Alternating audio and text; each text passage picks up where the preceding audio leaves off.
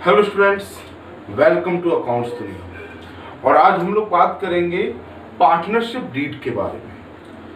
तो बेटा एक चीज समझो कि जब दो लोग मिलकर के कोई बिजनेस को स्टार्ट करते हैं ना, तो वो कुछ चीजें पहले से ही डिसाइड करना जरूरी समझते हैं कि अगर फ्यूचर में ये बात हुई तो हम लोग उसको ऐसे डील करेंगे, अगर वो बात हुई तो उसको वैसे डील करेंगे।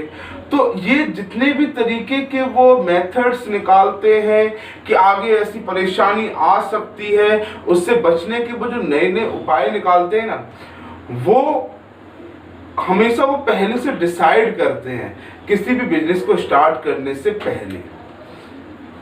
तो कभी कभी क्या होता है, ये चीजें ओरली हो जाती हैं और कभी कभी क्या होता है, रिटन हो जाती हैं। लेकिन बेटा प्रेफर हमेशा रिटन को ही किया जाता है। क्यों? ओरल बातों का कोई प्रूफ नहीं होता। जब वो रिटन होती है ना, तो वो एविडेंस होती है। अगर बाई चांस दोनों पार्टनर्स में से कोई एक पार्टनर किसी रूल को तोड़ रहा है, तो सेकंड पार्टनर उसके ऊपर केस कर सकता है, उसको कोर्ट में खींच सकता है ना। तो इसलिए जो जितने भी ये रिटन होती है ना, ये बहुत जरूरी होती है, ये सारी टर्म्स एंड कंडीशंस, कि हम दोनों किस किस कंडीशन पे पार्टनर बने हैं, क्या क्या हमारे टर्म्स रहेंगे, क्या रूल्स होंगे फॉलो फर्म में, है ना, क्या रेगुलेशंस लगाए जाएंगे फर्म को रेगुलेट करने के लिए। तो उसके लिए वो एक एग्रीमेंट तैयार करते हैं, है ना, और उस एग्रीमेंट में वो सारी चीजें लिखते हैं। And that agreement is called partnership deed, है ना। तो पार्टनरशिप डीड क्या है? Partnership deed is an agreement in which all the rules and regulations, terms and conditions regarding the business is given।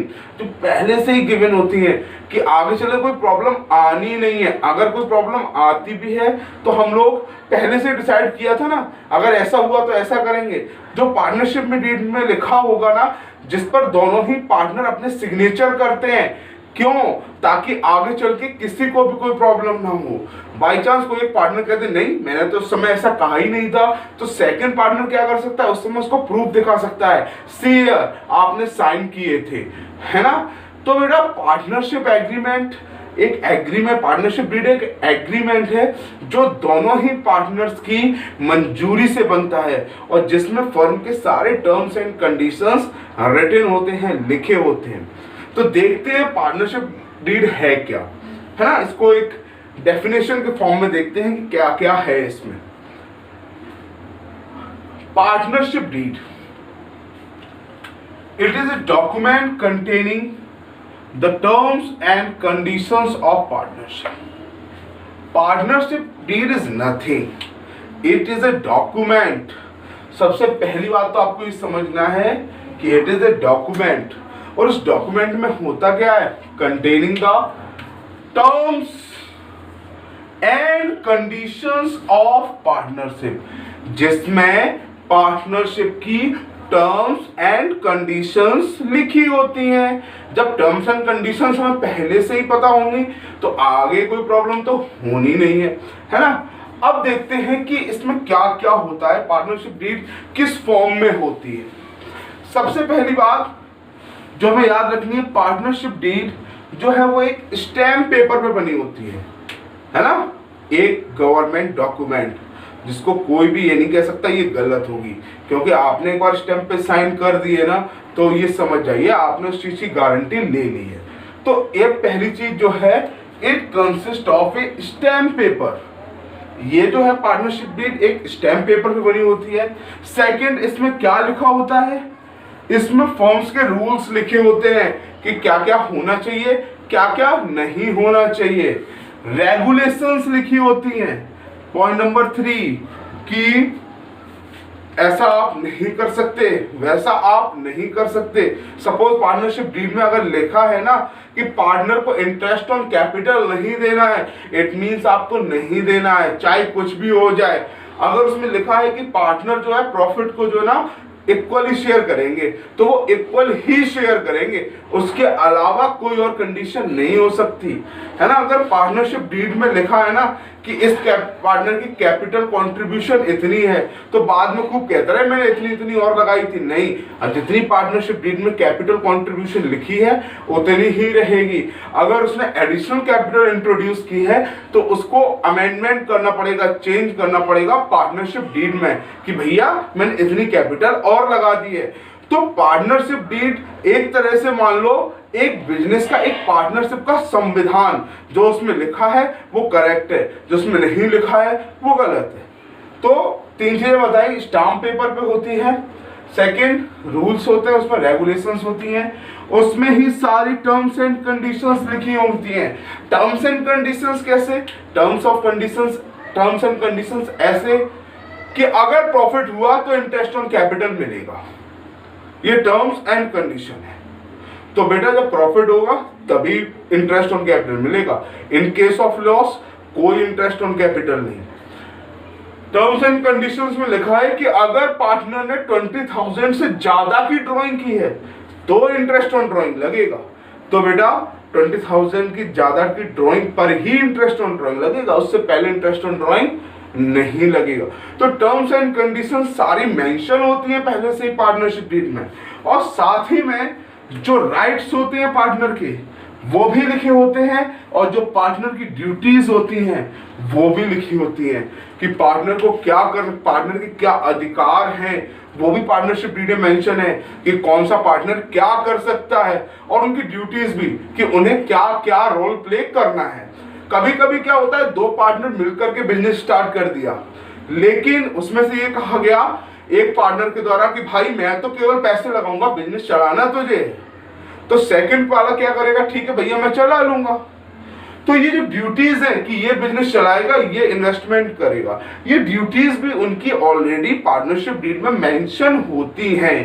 अगर ये ड्यूटीज मेंशन नहीं है, अगर पार्टनरशिप डीड में ये सारी चीजें मेंशन नहीं है, और भले ही फ्यूचर में कोई भी कॉन्फ्लिक्ट हो जाए, कोई भी प्रॉब्लम हो जाए, तो कोई भी एक पार्टनर दूसरे के ऊपर केस नहीं कर सकता, है ना। इसलिए पार्टनरशिप डीड जो है एक जरूरी डॉक्यूमेंट होता है पार्टनरशिप फर्म के लिए। अब देखते हैं पार्टनरशिप डीड जो स्टैम्प पेपर में होता है उसमें लिखते क्या क्या है हम लोग। इन rights and duties, terms and conditions, rules and regulations के अलावा और क्या कंटेंट्स होते हैं पार्टनरशिप डीड के। तो आइए देखते हैं एक एक करके, है ना, टेंशन क्यों लेनी है। कंटेंट्स में name of firm and address, जिस फर्म की पार्टनरशिप डीड बन रही है भैया उसका तो नाम लिखा ही जाएगा, है ना, और वो उसका मेन ऑफिस कहाँ है, उसके सब ब्रांचेस कहाँ पर है, ये सारी चीजें ऑलरेडी पार्टनरशिप डीड में मेंशन करनी पड़ती हैं। Second, name and address of partners, वो जो उस फर्म में पार्टनर है उनका क्या क्या नाम है, क्या क्या एड्रेस है ना, कहां कहां से आए हैं।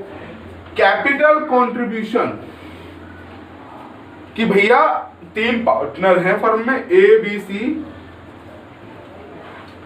तीनों ने कितनी कितनी कैपिटल कंट्रीब्यूशन की है, ये चीज भी हमें पार्टनरशिप डीड में लिखनी पड़ती है कि भाई ए ने जो है 1 लाख रुपए लगाया है, बी ने 50,000 लगाया है, सी ने 20,000 लगाया है। तो ये सारी चीजें पार्टनरशिप डीड में ऑलरेडी मेंशन होती हैं, कैपिटल कंट्रीब्यूशंस।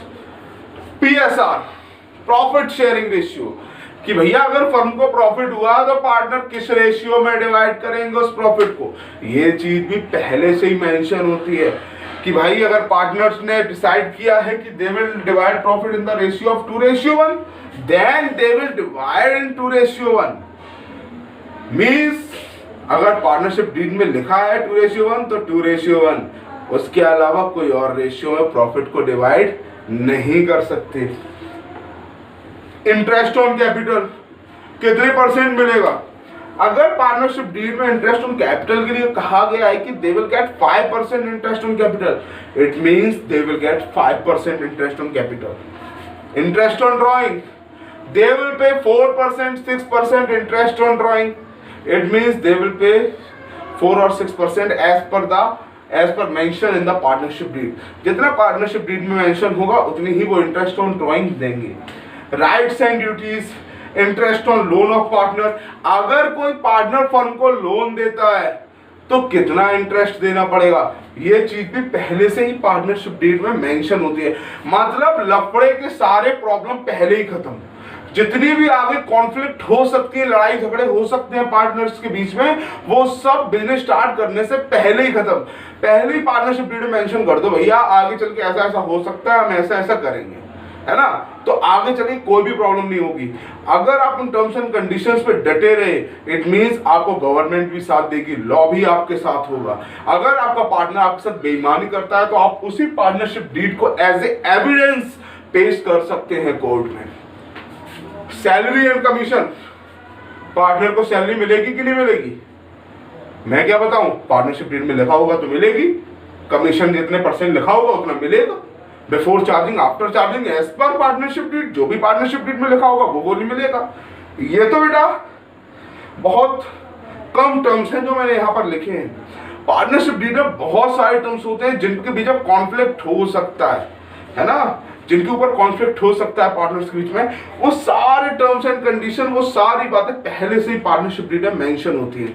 यहाँ पर आपको समझाने के लिए मैंने इतने एग्जांपल लिए थे, बल्कि पार्टनरशिप डीड में बहुत सारे पॉइंट्स होते हैं जो उन्हें पहले से ही डिसाइड करके चलने होते हैं। इसलिए बेटा फिर एक बार ध्यान रखिएगा, it is a written form. Partnership deed written form में होती है। वैसे पार्टनरशिप का एग्रीमेंट तो आप ओरल भी कर सकते हो, लेकिन फ्यूचर में अगर कोई कॉन्फ्लिक्ट होता है तो ओरल वाला उसकी जिम्मेदारी नहीं लेता। बट अगर आपका पार्टनरशिप जो है डीड जो है वो रिटन फॉर्म में है तो ये गारंटी लेती है कि आपको जो भी होगा पार्टनरशिप डीड के अकॉर्डिंग ही मिलेगा। तो आज के लिए बेटा बस इतना ही कि पार्टनरशिप डीड क्या होती है, क्या इसके कंटेंट्स होते हैं, ये किन किन चीज़ों से मिलकर के बनती है, इसकी डेफिनेशन क्या होती है। आई होप आपको समझ में आया होगा। और बेटा अगर समझ में आया हो तो प्लीज़ इस वीडियो को लाइक, शेयर एंड सब्सक्राइब जरूर कर लीजिएगा। Thank you.